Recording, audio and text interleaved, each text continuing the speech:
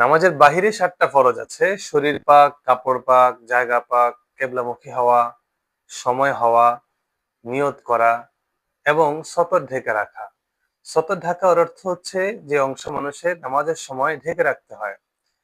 আর সেক্ষেত্রে সতরের নিয়ম হলো, পুরুষ নাভি থেকে হাঁটু পর্যন্ত ঢেকে রাখবে।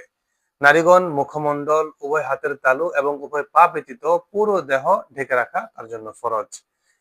যদি শরীরের 4 ভাগের 1 ভাগ বিবস্ত্র হয়ে যায় তবে তার নামাজ নষ্ট হয়ে যাবে।